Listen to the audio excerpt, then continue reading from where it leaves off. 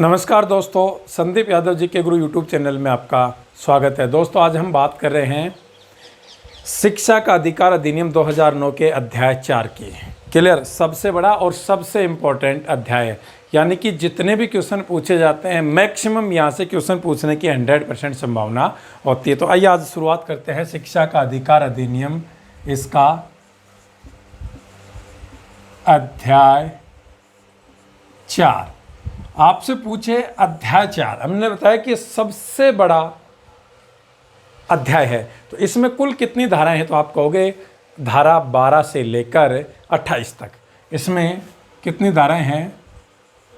धारा 12 से 28 तक की जो धाराएं हैं उनका वर्णन इसके भाग या अध्याय 4 में किया गया है। अब एक एक अध्याय को पढ़ते हैं या एक एक धारा को पढ़ते हैं और उसको समझते हैं। देखो, सबसे पहले अपन बात करते हैं धारा 12। धारा 12 आपसे पूछे कि धारा 12 का संबंध किससे है? तो आप कहोगे इसका संबंध निजी शिक्षण स्थानों में कक्षा 1 में 25% जो सीटें हैं वो आरक्षित रखी जाएंगी दुर्बल व असुविधाग्रस्त बच्चों के लिए। तो देखो, अध्याय 12 इसका संबंध है,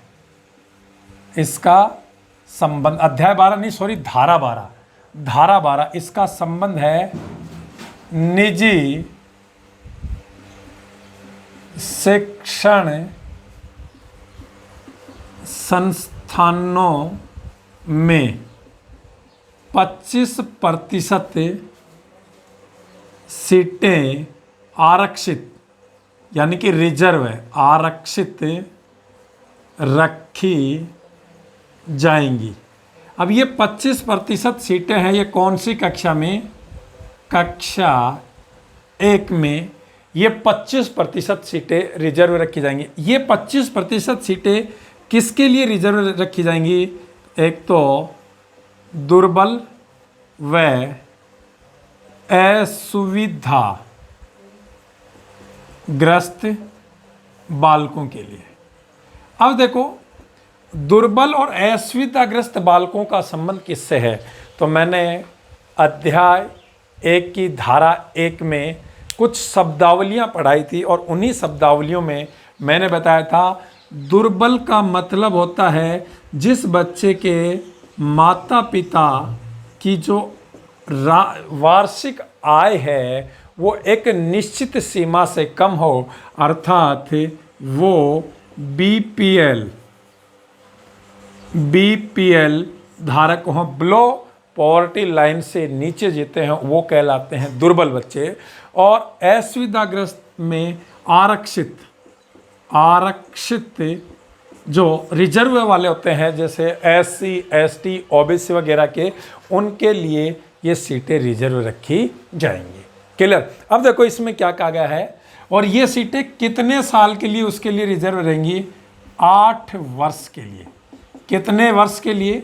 8 वर्ष के लिए। लेकिन इसमें कहा गया है कि यदि कोई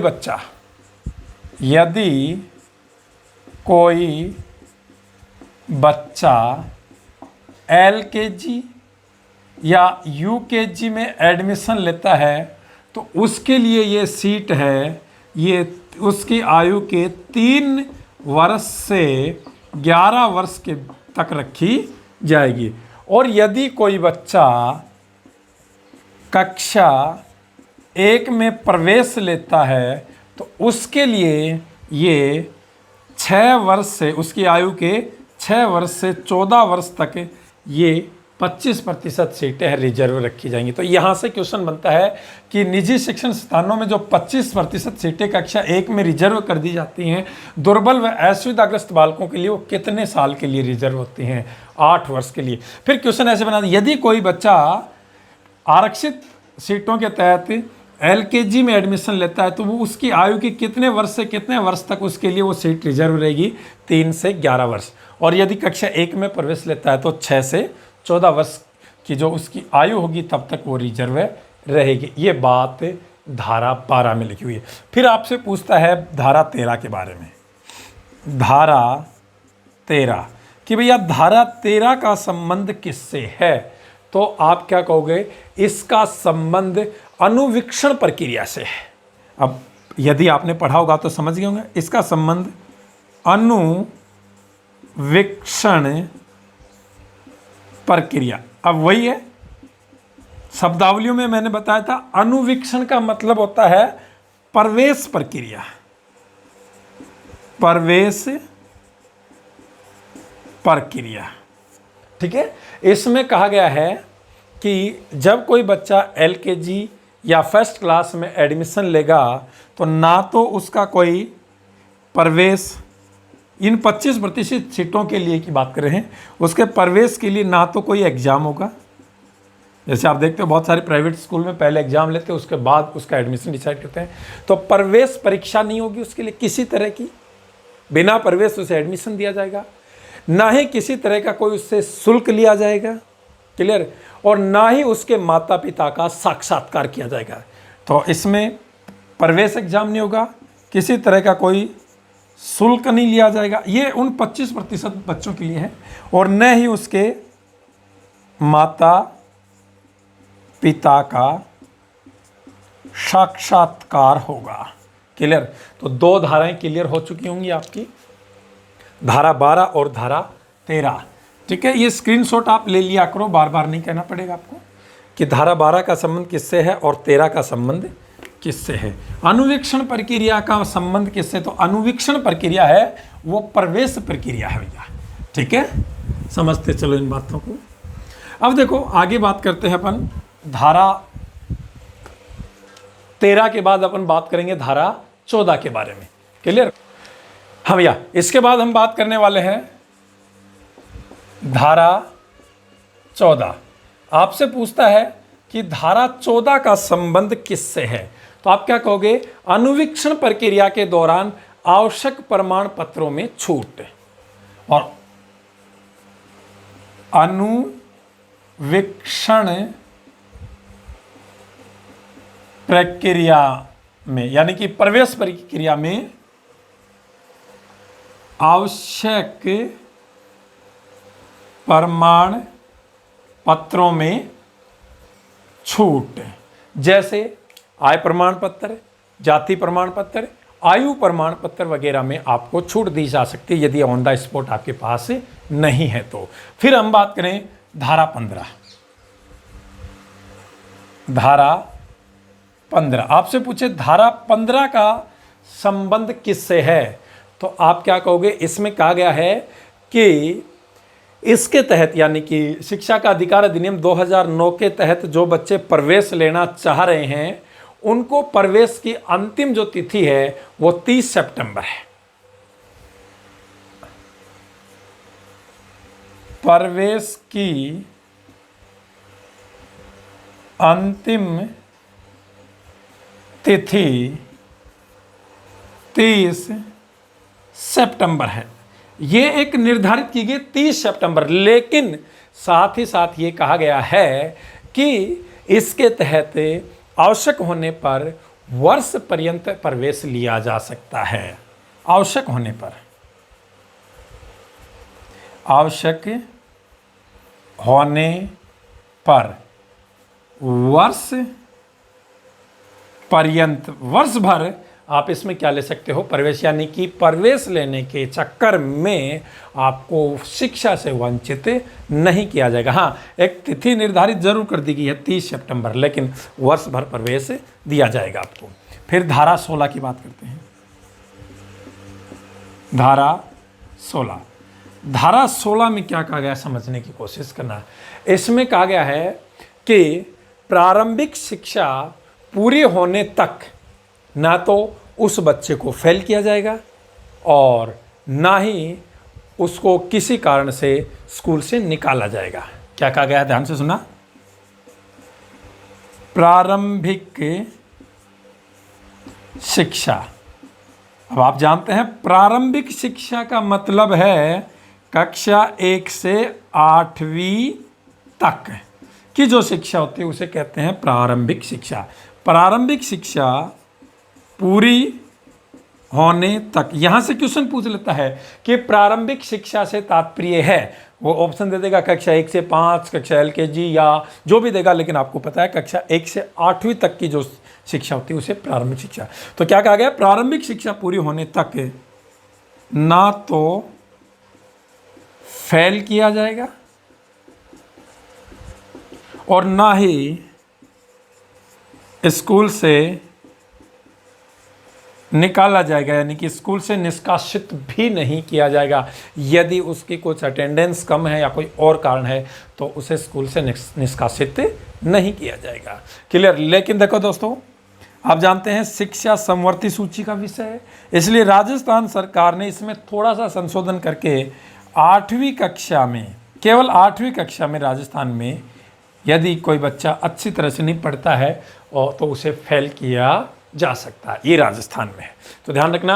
हमने धारा 14, 15, 16 3 धाराएं यहाँ देखी हैं, स्क्रीनशॉट आप ले सकते हैं।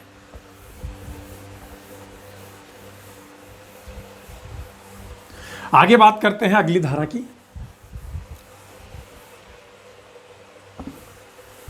तो आप इन चीजों को पढ़ते रहो। हाँ, हम बात करेंगे 16 के बाद धारा 17। धारा 17 आपसे पूछता है कि धारा 17 का संबंध किससे है। तो धारा 17 में क्या कहा गया है कि बालकों को दंड नहीं दिया जाएगा। यदि कोई बच्चा होमवर्क नहीं करता है या थोड़ी बहुत उद्दंडता कर देता है या फिर वो टाइम पे स्कूल में नहीं आता या कुछ भी है, तो उसे दंड नहीं दिया जाएगा। ठीक है, ना तो उसको शारीरिक दंड दिया जाएगा और ना ही उसे मानसिक दंड दिया जाएगा। ऐसा करने वाले टीचर को 3 माह का कारावास है उसकी सजा मिलेगी। क्लियर। तो ऐसा नहीं किया जाएगा। फिर देखो अगली धारा की बात करते हैं, धारा 18। धारा 18 में क्या कहा गया है कि बिना मान्यता प्राप्त विद्यालय चलाना प्रतिबंध है। क्या कहा गया है, बिना मान्यता प्राप्त विद्यालय चलाना प्रतिबंध है। यदि आप कोई निजी शिक्षण संस्थान भी चलाते हैं तो उसके लिए आपको पहले उसके लिए मान्यता लेनी होगी। इसका उल्लंघन करने पर, पहली बार उल्लंघन करोगे तो 1 लाख रुपए का जुर्माना। पहली बार उल्लंघन करने पर 1 लाख रुपए का जुर्माना। कितने का जुर्माना मिलेगा आपको, 1 लाख रुपए। और यदि निरंतर उल्लंघन हो रहा है, बार बार उल्लंघन हो रहा है, उसको अल्टीमेट देने के बाद भी, तो 10,000 रुपये प्रति दिन के हिसाब से उसे दंड मिलेगा। तो इस तरह से इसमें कहा गया है कि बिना आप मान्यता लिए किसी तरह का कोई शिक्षण संस्थान है उसको नहीं चला सकते हो। क्लियर। तो ये 17 और 18 2 धाराएं आपकी हो चुकी हैं। अब नेक्स्ट धारा के बारे में हम बात करने वाले हैं। आप एक एक को समझते चलो, लिखते चलो। सबसे इंपॉर्टेंट भाग है, सबसे बड़ा भाग है। हम बात करेंगे धारा 19 की। धारा 19 शिक्षा का अधिकार अधिनियम 2009 के अध्याय 4 की धारा 19। धारा 19 में विद्यालयों के कुछ मानक बताए गए। विद्यालयों के कुछ मानक बताए गए कि यदि कोई विद्यालय, नया विद्यालय स्थापित करते हो तो उसमें क्या होना चाहिए, और यदि कोई पुराना विद्यालय पहले से है तो उसमें ये सुविधाएं आपको कितने दिन के अंदर अंदर उपलब्ध करवानी होंगी। तो देखो इसमें क्या, एक तो विद्यालय का क्या होना चाहिए, भवन होना चाहिए। इसके साथ साथ खेल का मैदान होना चाहिए। इसके अलावा अलग अलग शौचालय होने चाहिए। इसके अलावा स्कूल में एक ऑफिस होना चाहिए, कार्यालय। क्या होना चाहिए? स्कूल में एक ऑफिस होना चाहिए, एक कार्यालय होना चाहिए, स्कूल के चारों तरफ 4 दीवारी होनी चाहिए। इसके अलावा पुस्तकालय होना चाहिए। ये कुछ मापदंड हैं। और रसोई घर भी होना चाहिए, क्योंकि उन बच्चों को जो आप मिड डे मील दोगे उसके लिए रसोई घर होना चाहिए। ये कुछ मापदंड हैं, ये विद्यालय में होने चाहिए। यदि कोई विद्यालय पुराना है तो उसके लिए कहा गया है कि उनको ये सारे मापदंड 3 वर्ष के अंदर अंदर करने होंगे। और यदि कोई नया विद्यालय खोलता है तो उसे शुरुआत में ही ये सब चीज़ें तैयार करनी होंगी, उसके बाद ही उसे चलाने की अनुमति मिलेगी। और पुराने विद्यालय के लिए कहा गया है उसे 3 वर्ष में ये सब चीज़ें पूरी करनी होंगी। इसके बाद देखो धारा 20। धारा 20 में क्या कहा गया है, समझने की कोशिश करना। इसमें कहा गया है कि केंद्र सरकार की अधिसूचना द्वारा किसी मानक में परिवर्तन किया जा सकता है या उसको विलुप्त किया जा सकता है, उसको लोप किया जाता है।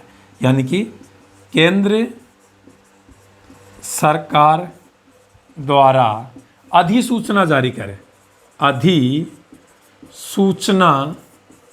जारी कर, ये जो मानक हैं इनमें परिवर्तन भी किया जा सकता है या इनमें से किसी को हटाया भी जा सकता है, कोई नया भी लगाया जा सकता है। केंद्र सरकार के पास इसका पूरा अधिकार है।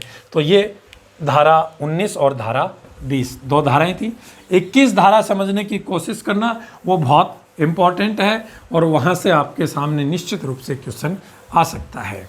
तो देखो हम बात करने वाले हैं धारा 21 की।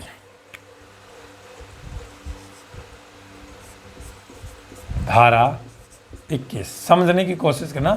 धारा 21 में क्या कहा गया है?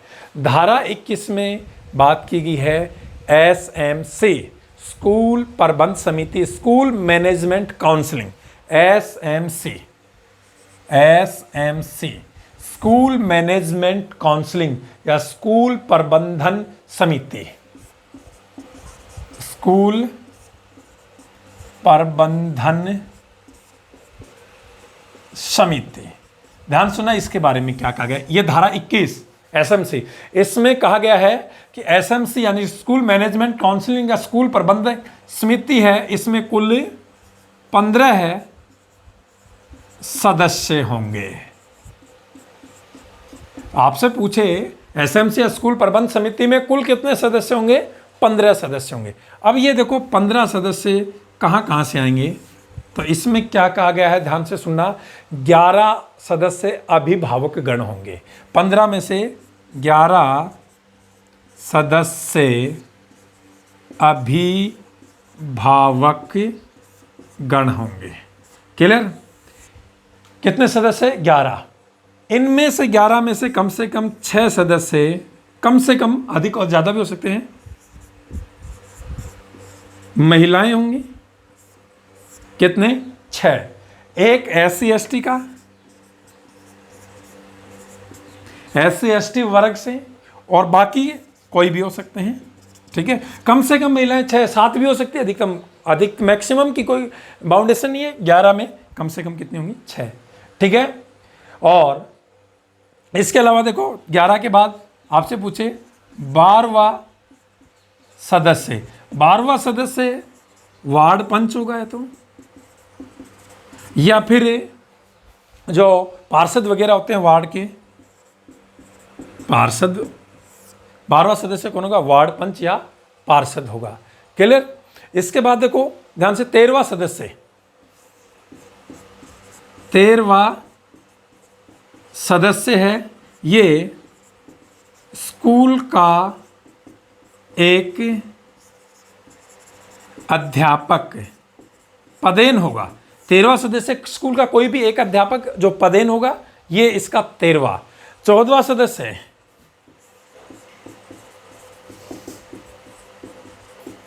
कौन होगा? कोई भी एक विद्यार्थी होगा। 14वां सदस्य विद्यार्थी। और 15वां सदस्य, 15वां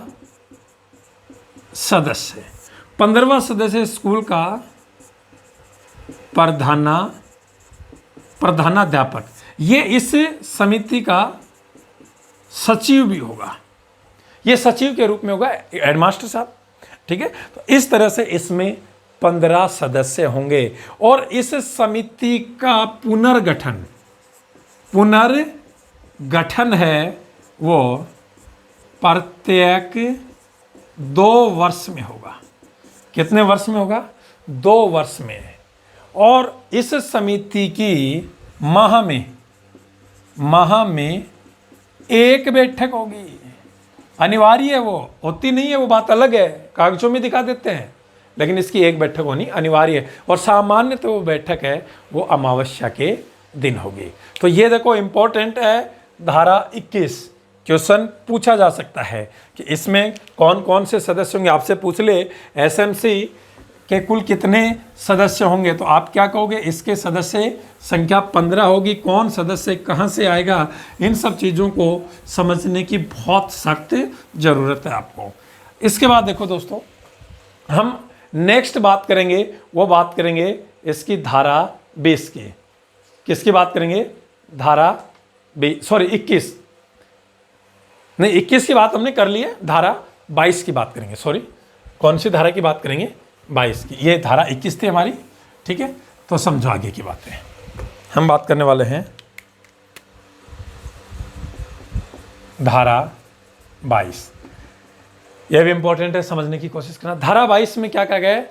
विद्यालय विकास योजना। विद्यालय विकास योजना। और ये विद्यालय विकास योजना किसके द्वारा की जाएगी? एसएमसी, स्कूल मैनेजमेंट काउंसलिंग द्वारा की जाएगी। और विद्यालय विकास की जो योजना है ये 3 वर्ष के लिए बनाई जाएगी। ये अध्याय 12 में, सॉरी धारा 22 में। फिर बात करता है धारा 23 की। धारा 23 ये भी अपने आप में इंपॉर्टेंट है, यहाँ भी बहुत सारे क्वेश्चन पूछे जाते हैं। इसमें क्या कहा गया है कि शिक्षक की योग्यता का उल्लेख, पद व सेवा का उल्लेख। शिक्षक की योग्यता का उल्लेख प्लस में उसका पद और उसकी सेवा, कितने साल से वो पढ़ा रहे, इन सब का उल्लेख किया जाएगा। और साथ ही साथ कहा गया है कि यदि कोई ऐसे शिक्षक हैं जो शिक्षण प्रशिक्षण प्राप्त नहीं है, ठीक है, तो उनको या कुछ संसाधनों के अभाव में कम थे, तो केंद्र सरकार के नियमानुसार उसे छूट दी जा सकती है। और उन्हें शिक्षा का अधिकार अधिनियम 2009 के संशोधित अधिनियम 2014 में कहा गया है कि उनको 4 वर्ष के अंदर अंदर फिर वो शिक्षण प्रशिक्षण लेना अनिवार्य है। ये धारा 23 के अंतर्गत कही जाने वाली बात है जो अपने आप में इम्पोर्टेंट है। ठीक है, फिर उसके बाद हम बात करते हैं धारा 24 की।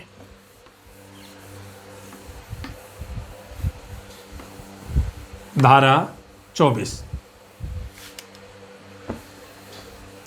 तो ध्यान से सुनते चलो, एक एक धारा को हम पढ़ रहे हैं।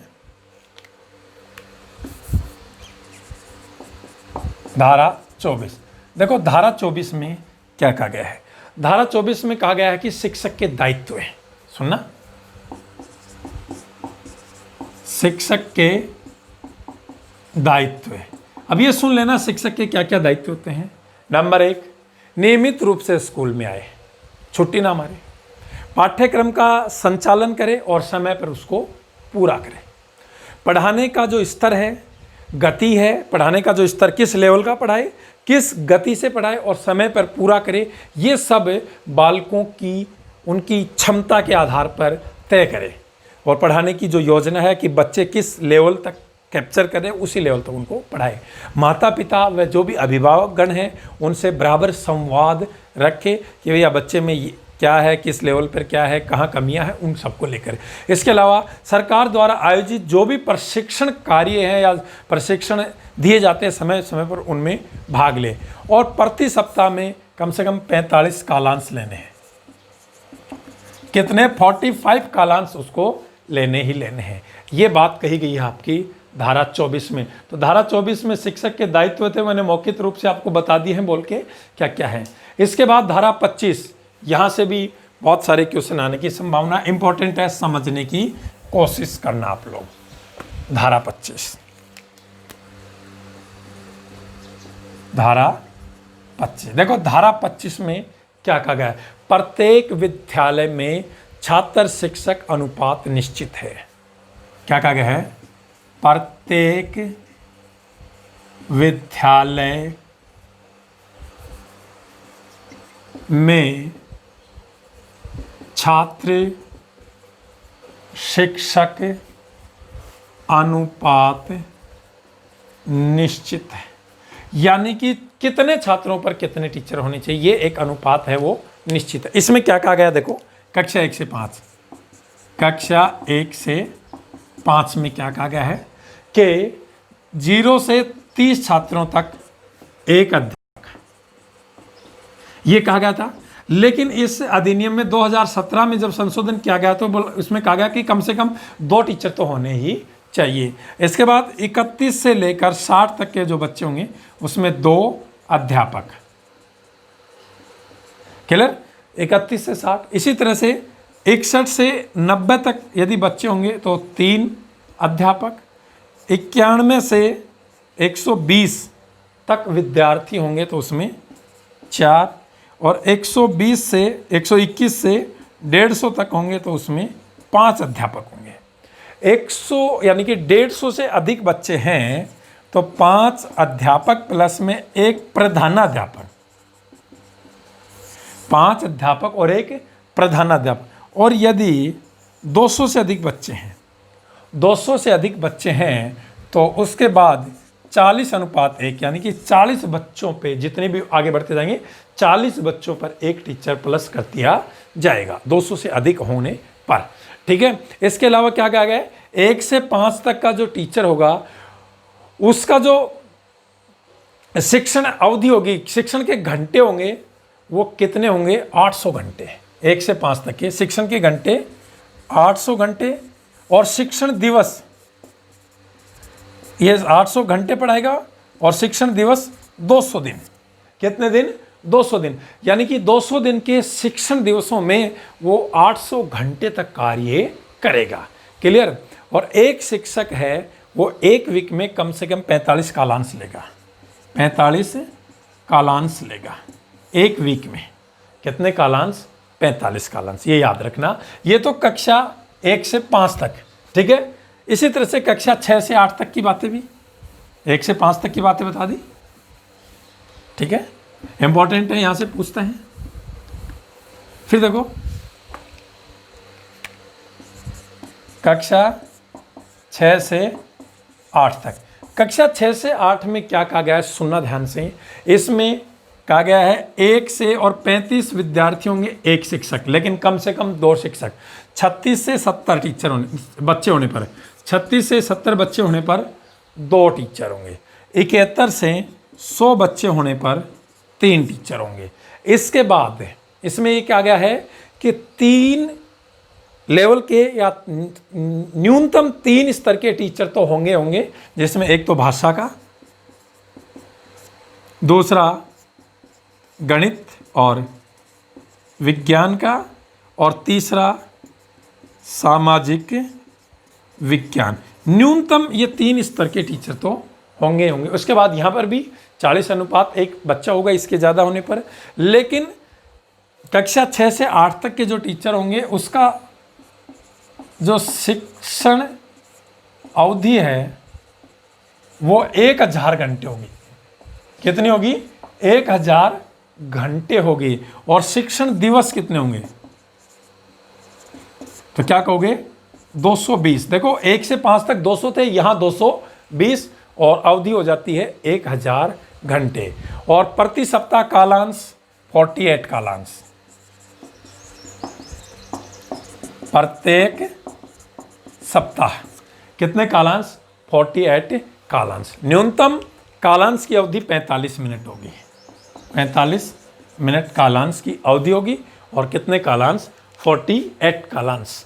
ठीक है? तो ये आपको बहुत इंपॉर्टेंट एक धारा थी 25, जहाँ से 90% आपसे क्वेश्चन पूछे जाने की संभावना। इसको ध्यान से पढ़ना और समझना। इसके बाद हम बात करने वाले हैं धारा 26, 27, 28 तीन इंपॉर्टेंट धाराएं, छोटी छोटी धाराएं, एक एक लाइन में समझ जाओगे यदि आप थोड़ा सा ध्यान दोगे तो।